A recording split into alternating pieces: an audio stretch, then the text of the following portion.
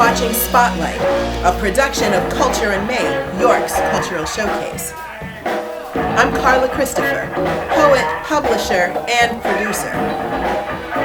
Join me, along with editor, musical guru, and video extraordinaire Jay Schmuck, plus wild outdoorsman and videographer, along with technical extraordinaire Cliff Kern, and all of our friends as we go behind the scenes and get into the underground of what's really going on in the arts and cultural amazing explorations that are happening in South Central Pennsylvania. You'll see everything from art to music to dance to theater, and you'll also get to meet the people who really make it happen, find out how and why. Along with some great studio performances, some amazing on-the-street footage. You'll also get the real story, and that's what we're here to shine a spotlight on. Let's go.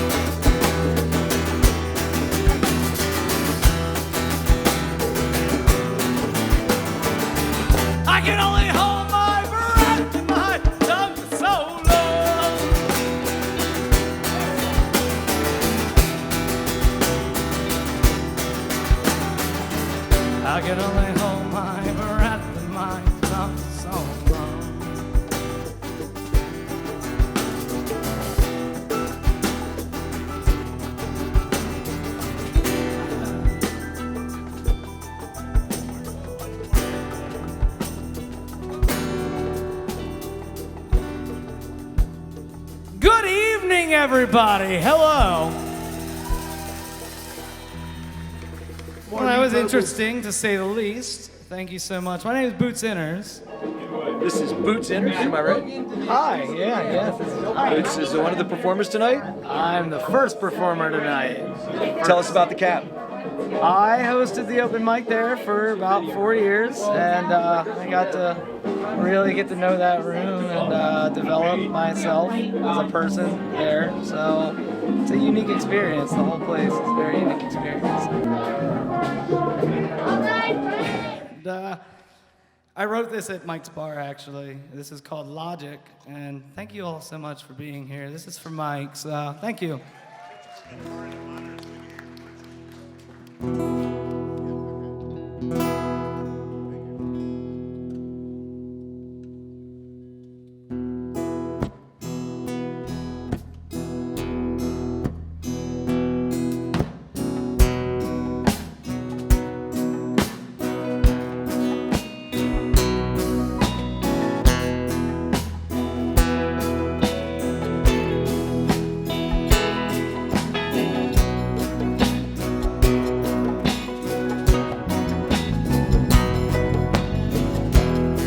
When I heard the defeat in your voice, I knew that we were no longer boys, just men who realized where they'd gone wrong, without strategy or even a choice. When I saw that glazed look in your eyes,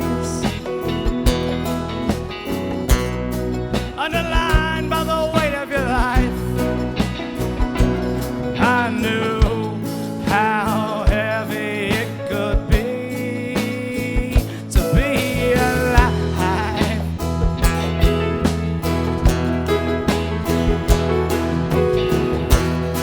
When I felt the pain that you felt in your back,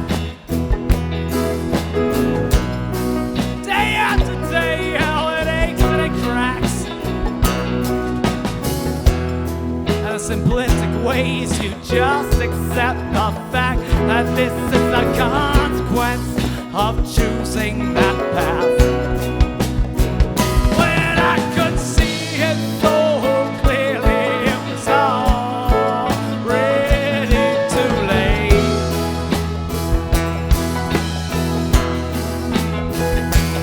When I had the chance to change it, I was too engaged with my hate.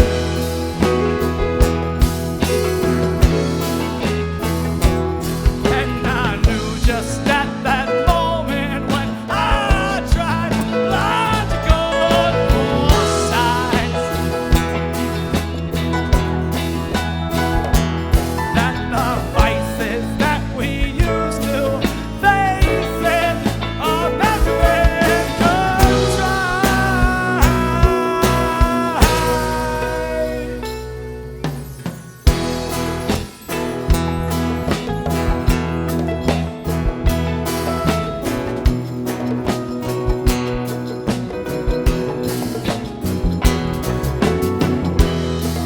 I knew you as a dreamer,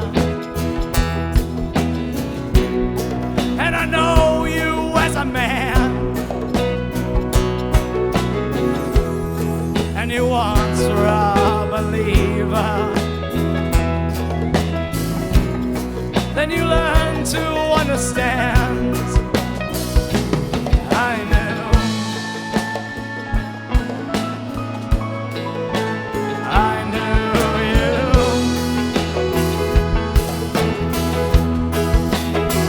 Before you conceded those ambitions for a simple little glimmer in her eyes. And now you're drunk and useless and surprised that you made such a compromise. Oh my.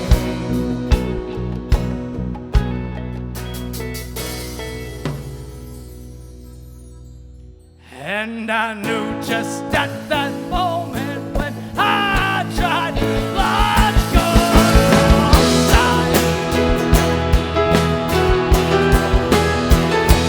that the vices that we used to face it were passive and contrived. And I'll own up to statistics on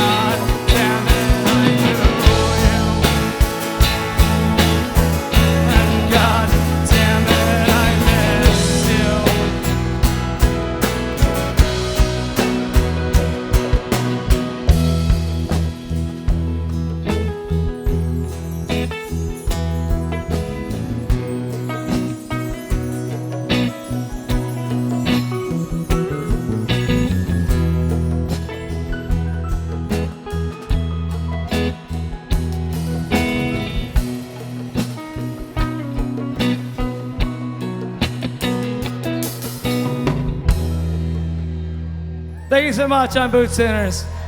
Thank you. I'll be hanging out with you guys. I love you so much. Thanks. Mike has been the backbone of this music community for as long as a lot of us can remember. So, yeah, That's all you need to say, man. Mad props to Mike. I'm super excited to welcome our next guest. Writer, poet, author, editor. He is pretty much everything having to do with the entire literary scene. And Heath Brougher also is an incredible activist and awareness raiser for people with mental health challenges. In fact, some of his own work goes to raise a tremendous amount of funds for that incredible cause. So I'm really excited that we have the chance to get to learn more about the incredible work that he's doing. So welcome to Thank Culture you very in much for having Maine, me. York's Cultural Showcase. So how did you end up in York anyway? Well, I was born here. My mom was pregnant with me during the 3 Mile Island crisis. That's the world I was born into. Wow, right? Yeah, right. If anyone wonders how you can see the wild and absurd in the world, Yeah. that definitely gives a good hallmark for like this is the world that I was born Yeah. into. Yeah. What made you stay? Well, I went to Temple for a while, but I had no really desire to leave. I always say that I'm 20 years late to the party because I've been writing my entire life, and I didn't start submitting it or getting involved in like poetry until 3 years ago, and so I have literally duffel bags filled with notebooks. So far, I've counted up 58 entire books themselves that just need to be typed up and submitted. But I keep writing new stuff, so Jeez. it gets in You're the working way. both forward Yeah, and backward. yeah. So why wait all that time before starting to get your work out? I don't know. I know I went to Snob Hill here, and you know what that is? It's suburban, and those I won't cuss on your show, but those people Those choice individuals. did not treat me so well. I became very reclusive, and that's when I really started to write. But I don't know why. Really, no one on the face of this planet knew that I even wrote philosophy or poetry or anything until I was 34 years old. I didn't tell a single person. Wow. I used to have to hide it. I mean, I had duffel bags filled in my closet with. So you started writing as far back as high school, Yeah, even before that. as you were struggling with feeling misunderstood or Yeah, experiencing yeah. some of the It was a great bullying and some of catharsis. the teasing Yeah. and of just being different in that middle school and high school time. And so for all of those years, writing was a coping mechanism. Yeah. Was a cathartic, Yeah, a self-healing. I think it still is. Okay. And so after all those years of saving your work, of writing philosophy and poetry, what else? Well, actually, earlier in my teens, I thought I was going to write novels, be more of a novelist, Yeah. but I tried my hand at that, and that's a bit too hard, difficult for me. My editor of Into the Void, he's an actual novelist, and we joke about that all the time, about how hard it is, how the extremes between writing novels and writing poetry. That's true. But I know And- so many novelists, because I was the same way. I did not have the attention span to craft a full-length novel. I'm so ready to be on to the next thing. And then I've met novelists, and they're like, the pressure of the creativity of making each poem something different, of telling a million stories instead of one, they found the poetry to be impossible to write, impossible I to guess understand. it's tit for tat. Maybe because in poetry it allows a bit more freedom, and I'm a total right brainer. I actually have a cyst on the left side of my brain, so I've always been a total right brainer, and I tend to if I start out writing what I think to be a pretty good poem, I always tend to push it too far and then kind of mess it up at the end, you know. And I go back and try to fix it before I submit it anywhere. But So it's just, what happened 3 years ago? What made you decide to bring these duffel bags and notebooks of catharsis to the light? actually, I was in the hospital for 14 days in the intensive care in a induced coma because my Oh my apartment gosh. was leaking, and I was breathing mold for 2 months. And I could barely breathe, and it got to the point where it nearly killed me. I thought, I have all this stuff here, let's try to get it out. Now, no more waiting, So it was the idea came close of to death. legacy, sort of a I seize guess the day just and, get and the what are you going to ideas leave out there. I just behind? wanted to get the ideas out there. I'm thinking about even self-publishing a book that no press would ever publish, just to get the idea out there. And I have a full-length book coming up that I kind of developed my own style of writing throughout the years, as far back as age 17, that I call spiralism, and it's recently changed that title, but or moniker or whatever. But Right, I like that spiralism. because this first book it's about the Great Spiral, but it's not about it's not written in that particular style. And, Okay. So a whole writing genre Yeah. being invented there. yeah, that's the Okay. book that I just want to get out, and I can take a sigh of relief. Feel like hopefully, I mean, if it's turned away, no one likes it. So what? I gave it my shot. So. And how many things now that we love and swear by they were just so far ahead of their time or outside of people's comfort Yeah. zones that they might not have been recognized at the time. That's But exactly what's happening with someone like Heller Levinson right now in New York. His hinge theory is totally brilliant. And I just went to one of his readings in New York, and there's probably like 20 people there. And but because his it stuff was put will, out there, it it's gives it's the just opportunity in yeah, the future for yeah, people to find it. Yeah. 20 Yeah, people sitting around and listening to sheer He's brilliance. he's 71. Yeah, that's why I said to me, I got the chances to. It's the equivalent of if you could go back in time and watch like Carlos Williams give a reading. You wouldn't pass that up, would you? No. No, I would be in the front row. Yeah, that's where I was for Heller Levinson's reading. So. Wow. So did having essentially a near-death experience, an induced coma for weeks where you were right there on the brink, it changed you enough to make you say, I'm going to go from being deeply introverted and deeply self-protective to Wow. I'm going to start doing all of this. Did it change you in any other Well, way? Not really, because I still live like a total hermit, other than readings and going out to buy cigarettes. Those are the only times I really leave my apartment. But I took up the hermitage consciously because I wanted to mirror only my own thoughts, only myself. I didn't want anything to do with the insanity of society and the silly man-made realities. I wanted to just mirror only myself. Even when I only had one mirror in my apartment, even today when I brush my teeth, I try not to look at myself.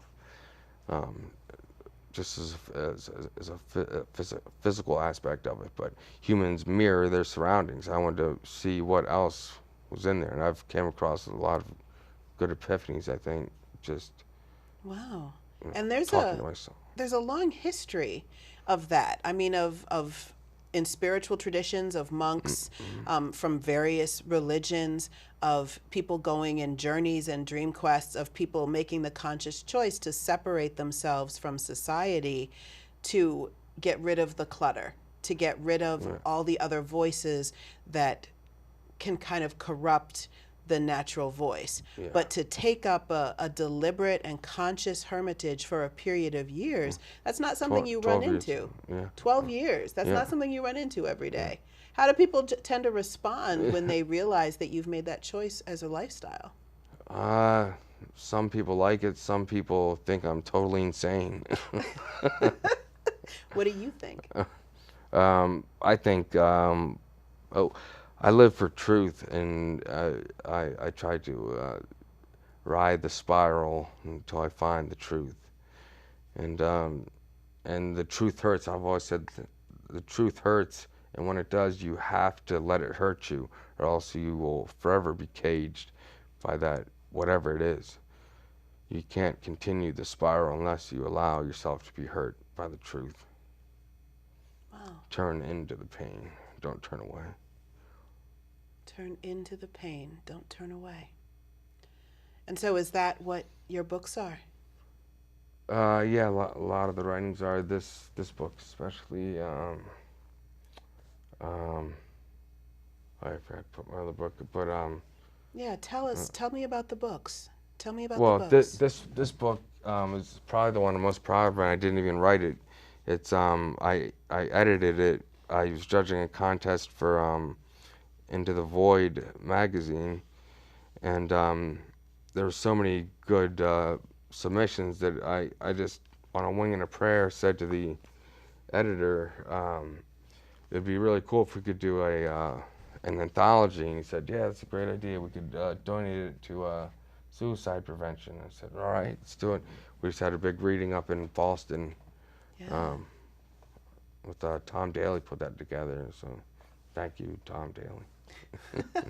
So I'm curious that when you make such an effort to stay away from the influences of the outside world so that you don't mirror that, how are you able to consume others' writing and others' voices that way without it changing your own voice in a literary way? That's another thing.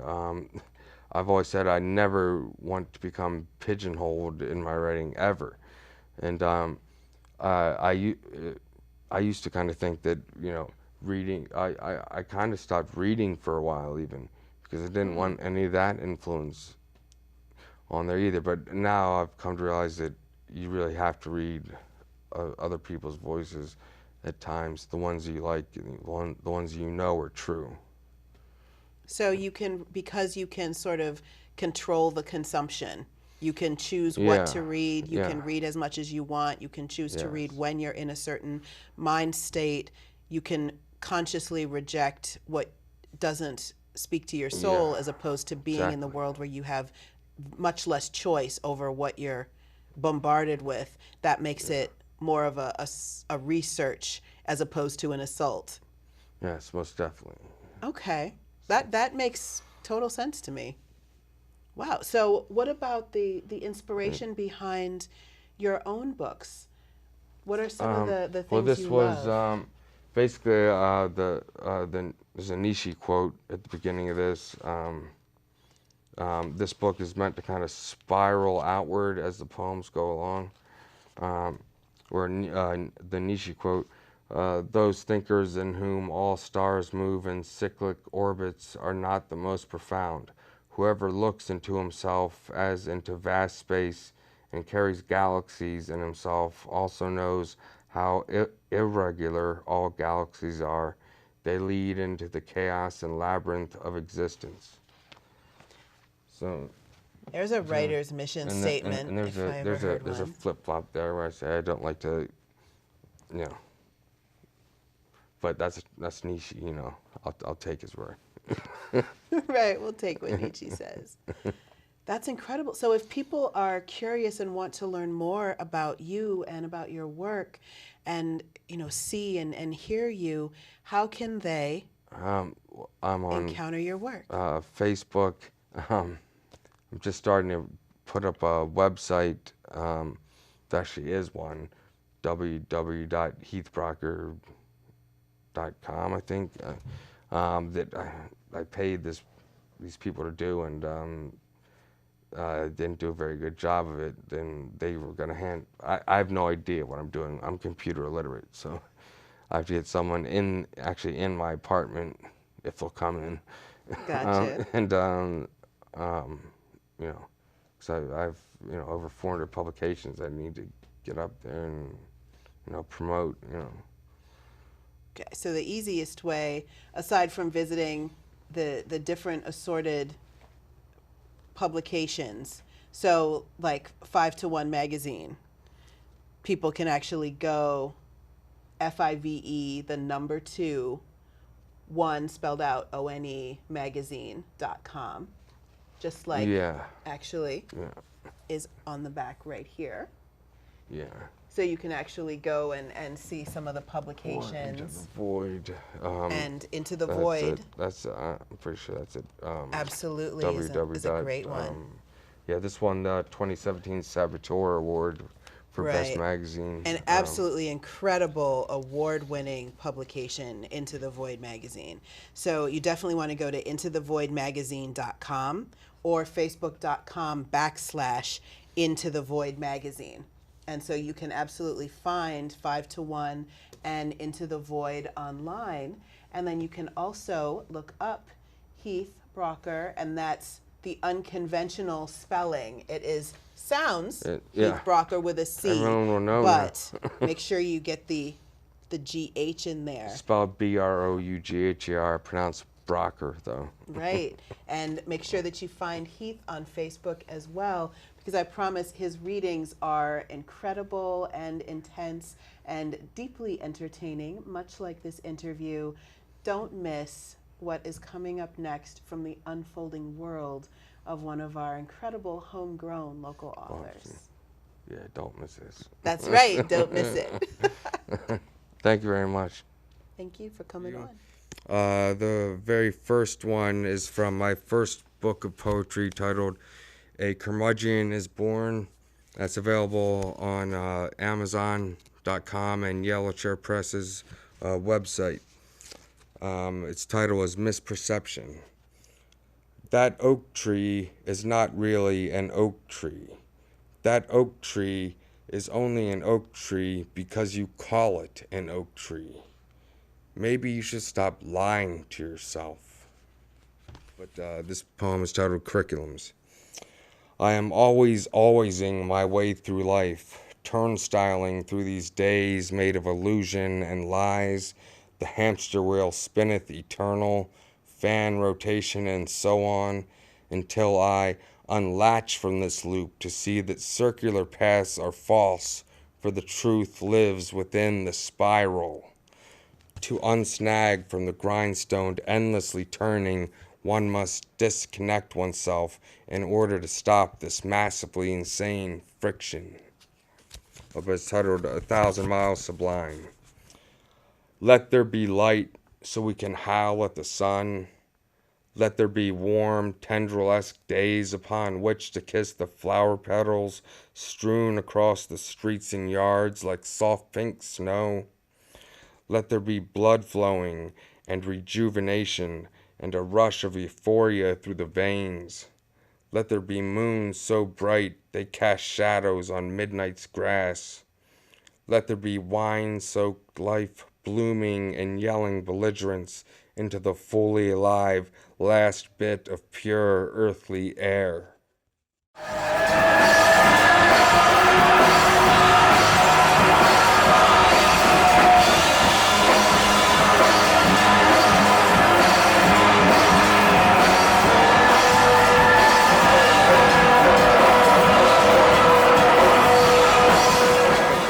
Mike, with this beautiful guitar.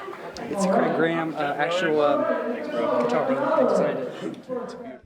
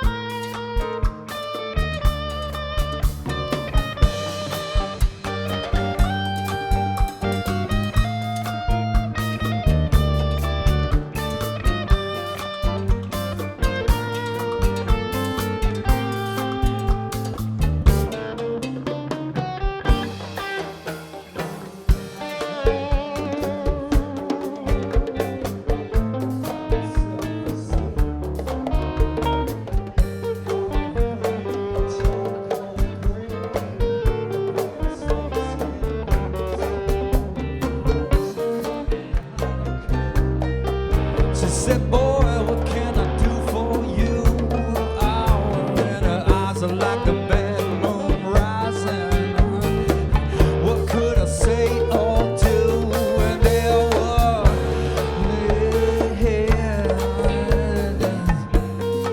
gypsies in the palace, sipping whiskey from a chalice.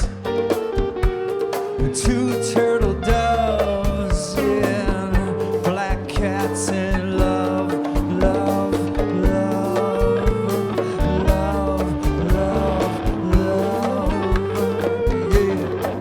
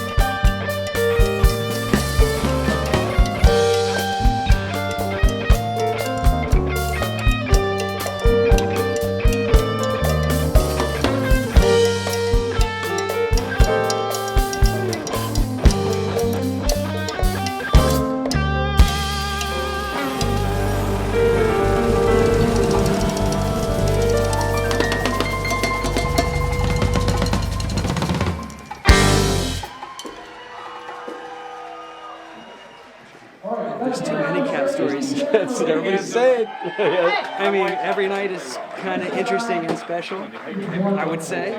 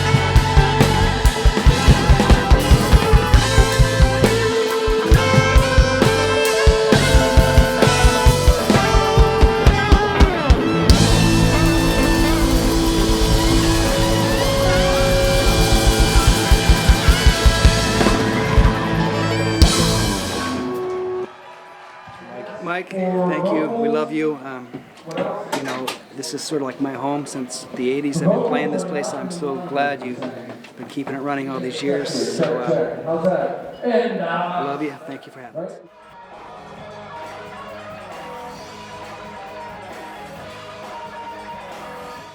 Our next guest today, right here on Culture in Maine, York's Cultural Showcase, is one of the most amazing musicians, singers, performers, and teachers and bringers of the joy of music in all of the city of York. Now, those that know her, that grew up with her, might still know her as Britney Brooks, but the rest of the world is meeting Scarlet Rose. Yes, honey, because Scarlet Rose is bringing the R&B, the gospel, the general musical swag that is taking over not just York, but I have full confidence the entire rest of the world by storm momentarily. So now you have, first of all, I'm so excited that you're on the show, Britney, but you have so many musical irons in the fire going on right now. You have the gospel choir, you have your individual performing. What's all the musical stuff that's going on in the world of Scarlet Rose? Because there's a new band that's forming, all of it. Like, catch us up. Well, first and foremost, I like to keep God first. Amen. So, you know, I sing praise and worship at my church, which is True Bread Community Church, so shout out to them. I also teach the gospel choir at York High, so that's pretty exciting with the kids. And you do more than just teach it, right? You brought that back after a long hiatus, How did that even come about? That there was no gospel choir, and then boom, all of a sudden you're touring the whole city. Well, you know, I kind of live vicariously through them. I never got the opportunity to attend York High because we moved away to Virginia on like my 8th grade summer year, going into 9th grade. So for me, it was like I was really excited to be in the York High Gospel Choir when I got to York High, but I unfortunately never made it. So when I became an officer and, you know, became a employee of York City School District, I said, you know what? I got to do something about that. We're bringing back York High's gospel choir. So with the help of my boss and just pushing everything, you know, and the help of so many generous donors and people that volunteer their time and their talents, we were able to successfully relaunch York High's gospel choir. So that's incredible. And they have been performing at festivals. They've been performing at different congregations and community events and fundraisers and dinners. I mean, you're all over the place. Yeah. And those students, oh my goodness, their heart is just left right out on the stage. Yes, I love my kids. I definitely love my kids. And for me, it's important to show them that it's important to do something that's bigger than yourself. You know, and that when you're singing, you're not singing to glorify yourself in that aspect. You know, you're not singing so people can say, look at me. But in that point, they're singing to say, you know what, look at the God that's in me.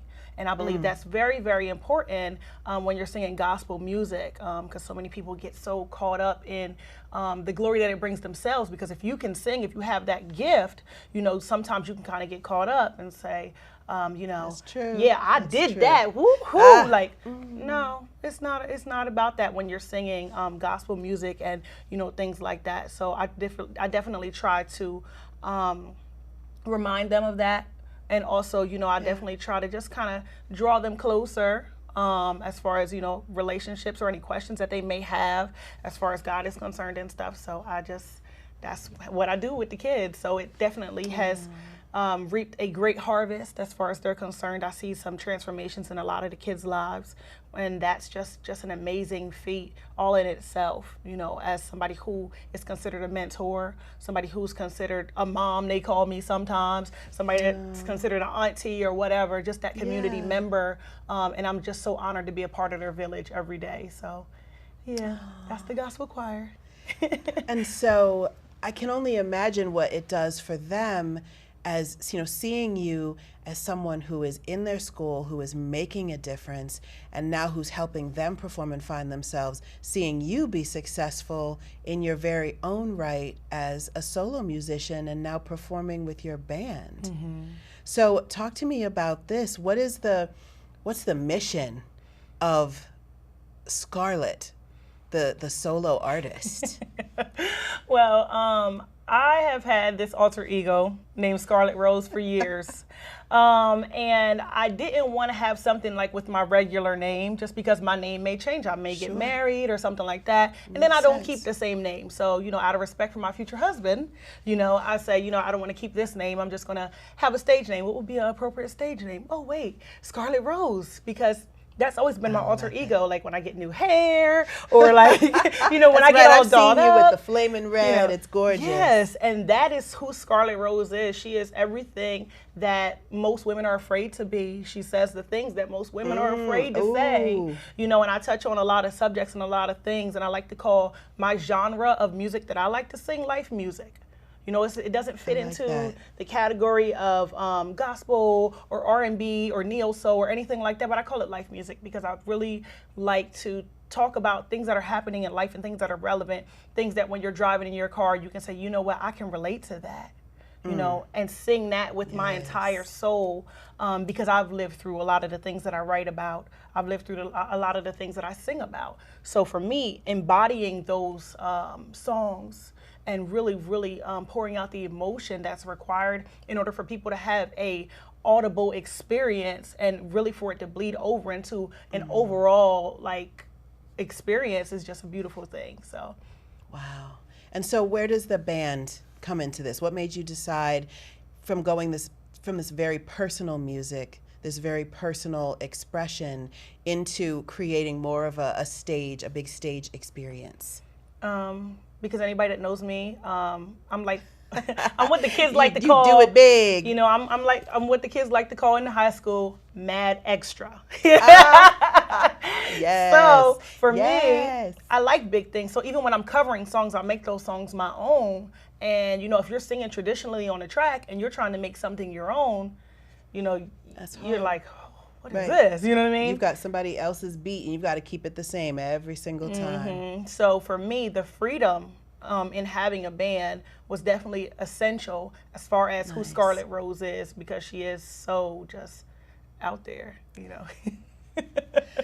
So when did you start writing your own music? When did you really discover your voice and that was your gift and your form of expression? Well, I actually just wrote my first real full song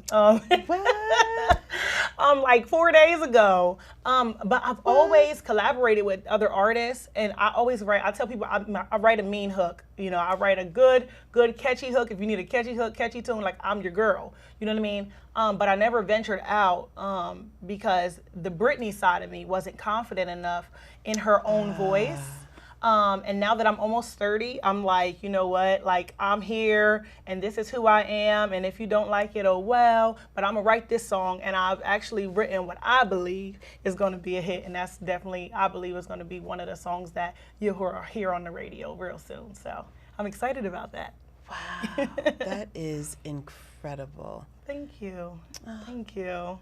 That's amazing. And so now you're heading all over the place. I'm starting to see you pop up. When people want to find you and when people want to follow your glorious career and get in touch with you, can they do that? Yes, through Facebook. I'm in the process of creating the page or finishing up the creation of the Facebook page for our band, Scarlet Rose in Brooklyn. And if they go on Facebook.com/Scarlet Rose and the word and then BL, they would be able to access us and see what our different engagements are throughout, the whole Tri-City area, right? I mean, Tri-State area that we are, performing in here. So, yeah. Awesome. So you better get yourself to Facebook, Scarlet Rose, and that's the word, BL, because you do not want to miss. It's everything. It's gospel, it's hip hop, it's R&B, it's soul. It's just all the melody and the emotion and the true diva in the best sense of the word. None of the attitude, but all of the emotion, the power, the drama, and the message. Yes. Most importantly, the message. Amen to that. Girl, for what you are doing for our city and our children, and in being an inspiration yourself, just claiming that destiny. Because I will tell you, there are, and you know this, you already know this, that when you come from a smaller place, there are people that will say, don't dream bigger than where you're from. You know, if you have had challenges in the early part of your life, people will say, no, you know, you made your choices, you made your bed, like that's it, that's it. And for our young people to have you to look at and say, you know what, I'm going to decide who I want to be, where I want to go, I'm writing my own story, that is a gift beyond description, that they can see themselves in you. Absolutely. So on I'm honored behalf by of the that. whole city, I say thank you, Brittany Brooks, for being Brittany Brooks. Thank you. Yes, I Thank do. you. I'm definitely humbled by that. I really am, because I don't do what I do for accolades or some type of pat on the back. I do it, you know, from a place of love, and for me, from a place of obligation. Only because I say that is because, you know, I feel like, you know, God assigns certain people to certain people, and right now at this season in my life, the people that are assigned to me, I have an obligation to give them whatever it is I have to offer. Whether it's my time, whether it's my services, whether it's my ear, whether it's my shoulder, whatever it may be, I have an obligation to give that if I want to be in alignment and be obedient to what the call is on my life. So I'm excited. I'm excited for what, you know, life has in store for me and for, you know, the people that I'm planting seeds in. You know, I'm definitely looking forward to the harvest of that. So here we are. Let's go. Amen, amen, and amen. Check this out.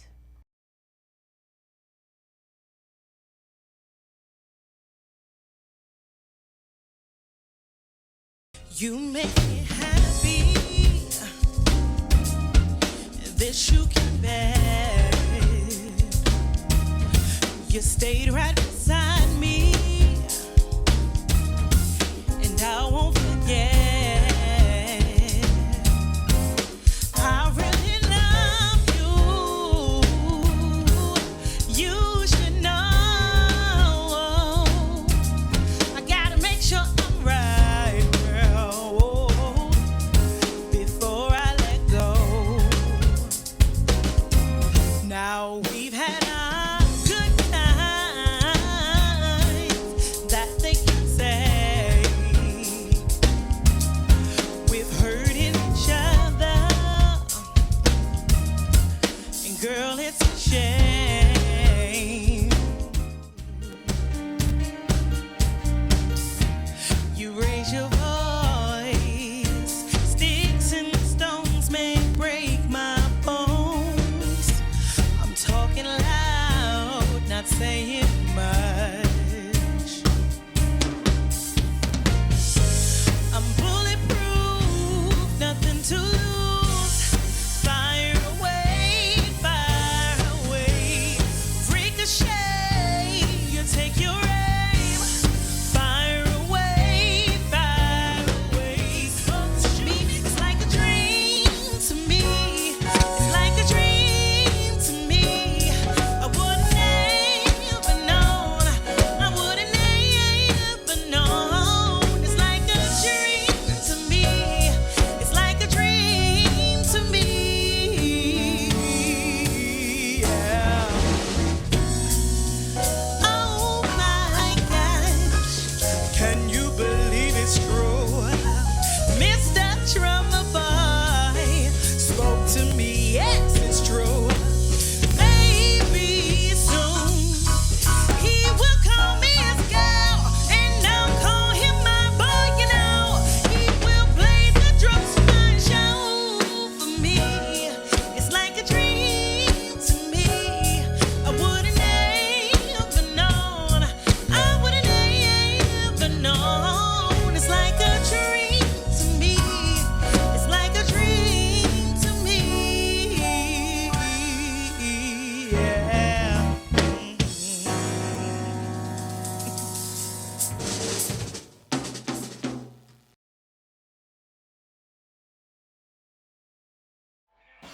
Thanks for joining us on another amazing episode of Spotlight, a production of Culture in Maine, York's cultural showcase. We want to hear your ideas, and we want you to be a part of the show. Whether you're an artist or a fan, send us an email to cultureinmaine@gmail.com. Check us out on the web at wrct.tv, Or make sure to find all of our past episodes on YouTube at youtube.com/White Rose Community TV. Thanks again for joining us, and have a great week. We'll see you soon, right here on the corner of Culture and